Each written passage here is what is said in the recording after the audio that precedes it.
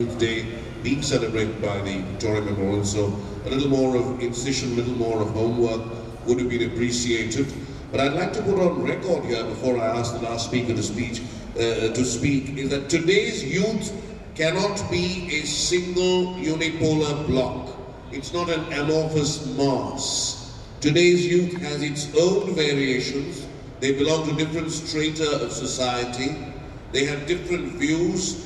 They have different milieus, zeitgeists. So let's look at it in a more mature way and let's not go for any oversimplification. The youth itself is variegated. This is very important, and in a country like India, what is the kind of role that the youth is going to play? So over to you, Devongo Goswami from NUJS.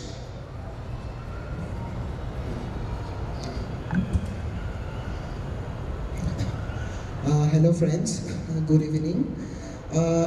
Firstly, I would like to beg your pardon for coming in late, and there was some miscommunication, but anyways that's not an excuse. So please excuse me for that, and then starting on with my deliberations. Today's topic is the role of today's youth in shaping the future of the country. So the first question here arises is why youth? So if we define in very simple terms, youth is the most productive phase of a human life when you are physically as well as mentally full grown. You develop the capability to think, you develop the capability to understand, and more importantly you develop the capability to question.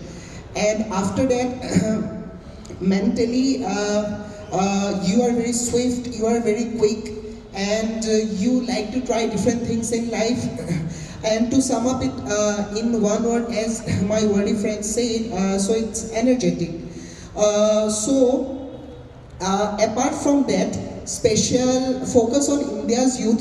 So we are very proud to say that India has the largest youth population in the whole world.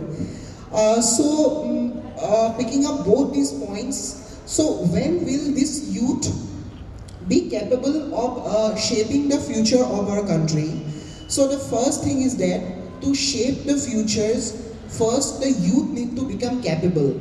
And this is what Professor Amartya Sen tried to say in his capability approach, that the youth of our country, the maximum portion of the youth are not capable in terms of education, in terms of health, in terms of their income.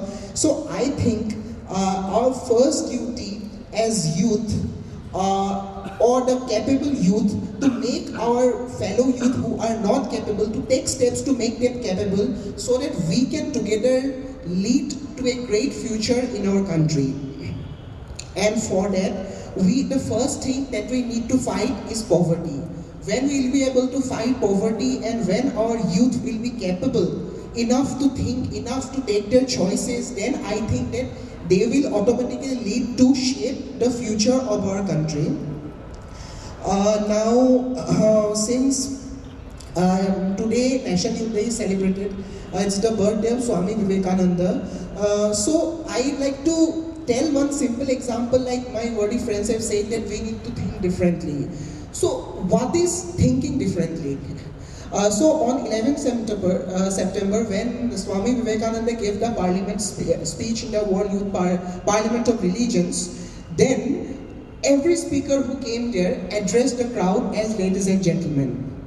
But when Swami Vivekananda came there, he addressed the crowd as sisters and brothers of America. It shows that he thought differently. So it is not that to think differently means to think something out of the world, or to think something which the West has or any. We have within ourselves, we have enough tradition, we have enough culture from which we can take things and think and act differently. So I like to say that on that point, the crowd rose and gave him applause for, I think continuously for 3 to 4 minutes, which none of the other speakers got. So that is an example of thinking differently. And so In macro level, I think that politically, economically, as well as culturally, our youth have showed enough eagerness, enough consciousness, and enough active participation. My worthy friends have said that in terms of social media, in terms of politics. Youth took a major role in India's recent that elections in which Modi government won, for the better or for the worse, that's a different matter altogether. And in economical also, the people who are getting chance, they're utilizing their chances. Culturally also, even socially, we are trying to question the taboos which are existing in our society through social media and through all other movements. I would like to focus on micro level a bit. That is what an individual youth should do, and for that I would like to again remember Swami Vivekananda.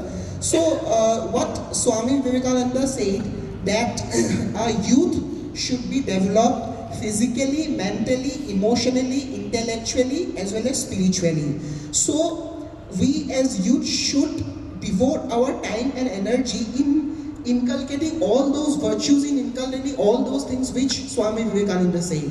And remember one thing Swami Vivekananda said, that you can learn about God much more by playing an hour of football than by reading the Gita. Why did he say that? Because he said that because everything which we do in our daily life, sports, we generally think that what is spirituality? Spirituality is sitting down and reading a book or praying.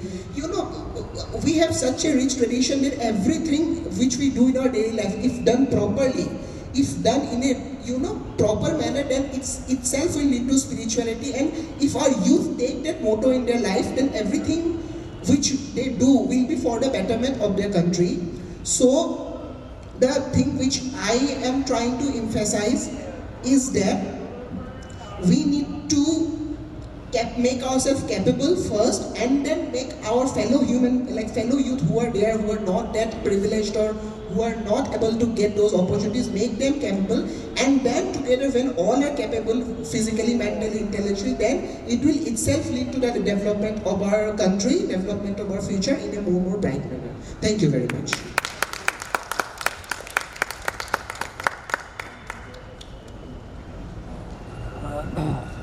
Thank you, Devango. Are you from Assam by any chance? Okay. Sherlock Holmes. That is a good speech. Energetic, yes, and about energy also. And you said that it is capability that is the first criteria. You must make yourself capable, you quoted Amartya Sen. And poverty, that seems to be the great enemy which needs to be fought. And of course you quoted from Swami Vivekananda, playing football will endear you more to God, which is true. Because if you do something very devotedly, you have a spiritual approach towards the playing of that football, you will not only, do good to yourself physically, you will not only come closer to God, but you might become a Maradona or a Messi. But do not be a philosopher under these circumstances, If you happen to be a Maradona, and just as you're going to give the goal, if you happen to look up, then it would be different. So be careful of that. But anyway, it is important to play football well, and yes, at the micro level, inculcating qualities. Yes, that's important. Working devotedly. I thought that was an interesting, simple, well thought out, energetic speech. But once again, we need to give more practical examples, go into the nitty-gritties, maybe quote a model here, an economic plan there, and try and say why the youth of the country did many great things, but the one thing that they did for electing the country, I'll not say anything about that. So, we come to the end of this for fear of Queen Victoria. Okay, right. Now we'll go for the second round, 2 minutes each only, and we'll do it in a different kind of order. So can I ask Mayuri Mukherjee to first give her comments in a short 2 minute span? Hello, hi everybody. So the first part of my speech had to do with what I think the youth is like. And I think the second part, I like to focus on what the country needs. And then I think you'll see my perspective on why I think the youth are the right fit to do it. So what the country needs primarily, I think, is direction. Because as my co-panelist said, that we do have the biggest youth population in the world, but we don't necessarily know how to harness that talent that we have, or we don't necessarily see the talent that, or see how far the youth can actually make change. So I think it's important that the youth be a little more direction in their process of bringing about social change. And how does that happen? I think that's important. Number one, of course, the idea of capable youth, right? But I also think that education is the biggest requisite for this to take place, and an educated and an informed youth is the only way for direction change. And the other thing that I think the country needs is hope, and I think the youth is embodiment of hope, because like I've spoken before, right? The youth generally do not believe in the impossibility of certain things. They think that it is possible for them to overcome any challenge. It is possible for them to take on every responsibility in the world and still shine. So I think that these are the two primary characteristics of the youth: direction and hope, that I think the country needs for it to prosper and for change to actually come about. Thank you. Thank you, Mayuri. Direction and hope. And I would like to add to that why do we define youth within mere physical parameters? You know, it's actually a state of mind, really. So youth is Mr. Raman too, and he is very youthful, you know, believe me. And he's also one of those people who not only can speak English and Bangla, but Tamil to boot, which I can't. So he is really youthful. Okay. So that is one thing I'd like to add. The other thing is education, which is very important. I would say that education, I think you had a debate at the CDC last year, in which I stated in my speech that education is not just about reading or absorbing or learning or technique or even skills. Education is beyond that. Education could even be just coming up here and looking at these walls and imagining things, not necessarily how this reflected the British mindset, but something else. The cat could become the leopard. You know, the allusion is to this famous incident in which a person had gone to see a film, and while seeing the film, he saw someone in a cap. And as he saw the person in a cap, he remembered that his uncle had taken him to see a film once. And after the film, they had gone to the zoological gardens. And in the zoological gardens, they had seen a leopard. And then he started seeing the leopard. So the cap became the leopard.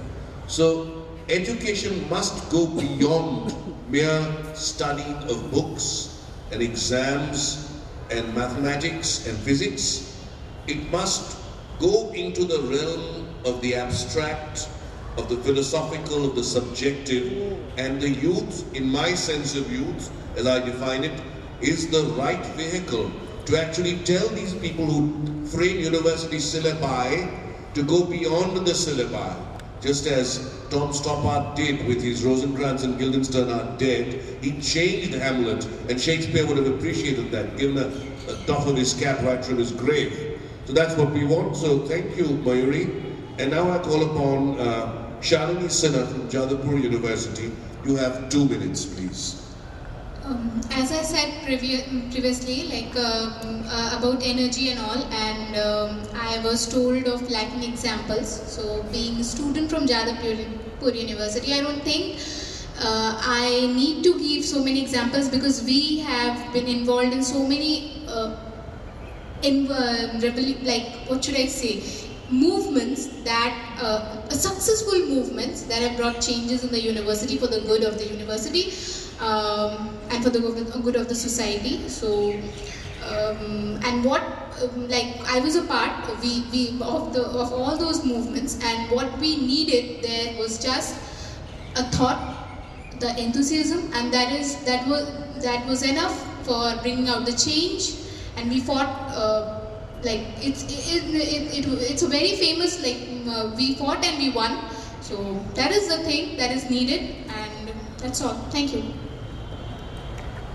Thank you. That was even less than 2 minutes, but yes, Jadavpur has been involved in all kinds of revolutions, definitely, but those revolutions are not like the ones you experience if you enter the Statesman, you know, at the gate, where there's a revolving door.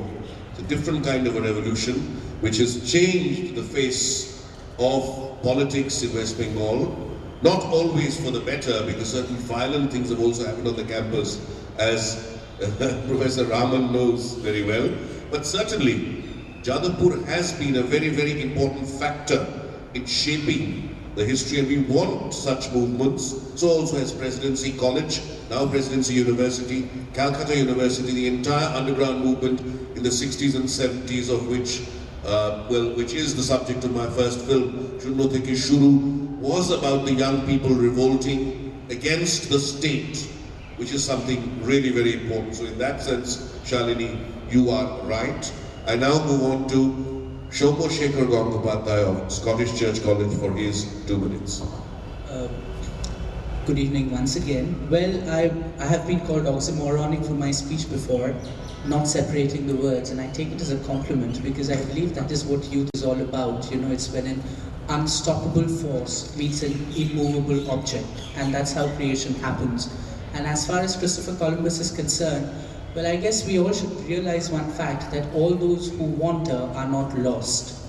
Wandering in itself does not mean that an individual is lost. He's merely wandering, and this great exploration is what proved that the earth was sphere when rational thinking dictated that it was flat. It was exploration that had proved that there's a whole continent that was to the east of, that was to the west of Europe, when it was assumed that it was the end of the world. It was this belief that why, of sharing, you know, one of my friends spoke about fighting poverty. It was perhaps this belief that why should the top 2% in this world have 90% of the wealth?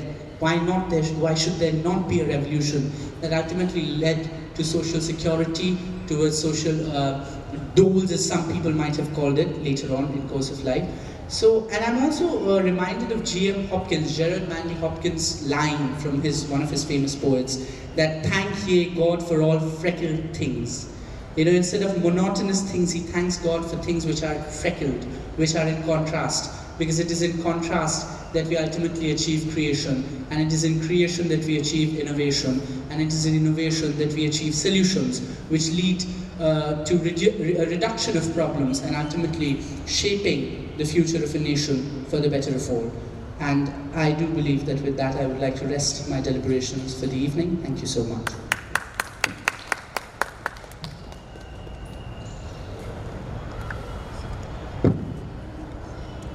Wandering is certainly extremely good, you know, and one needs to wander, and one needs to wonder also.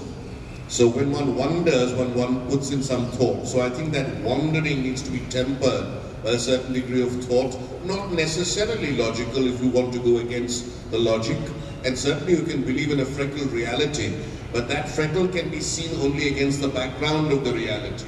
You cannot write with a black chalk on a white board.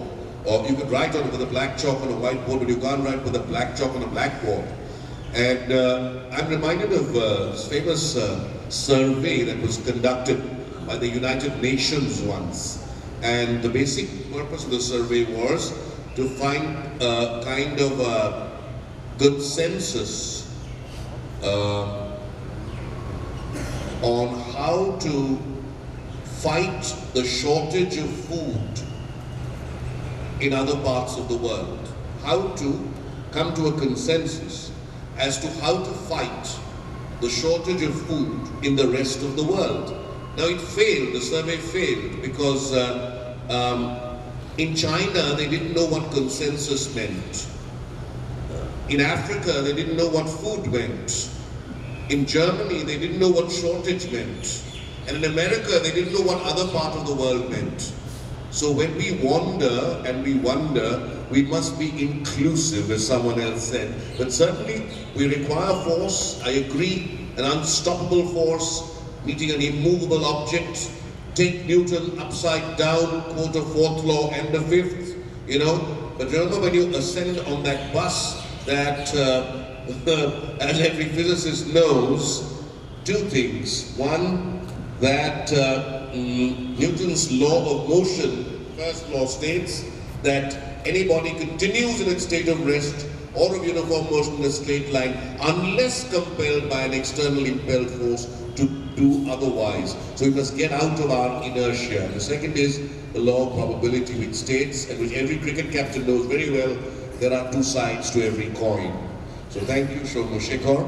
And now we move on to Devanga Goswami from NUJS. I wonder why it is that the English lit guys are saying that they rest their case and the legal eagles are not saying anything about cases. Over to you, Goswami, from Assam.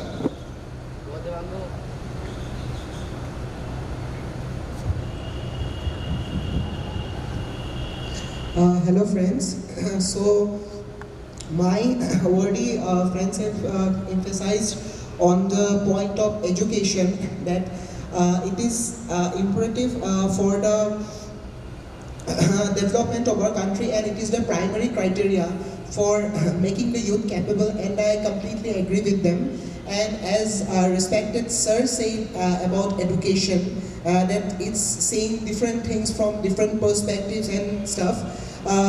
Yes, so education is a process which begins in the cradle and ends in the grave. And for me, I feel that education is the process of self-exploration. As Socrates said, that know thyself. That if you try to know yourself, in that process is called education.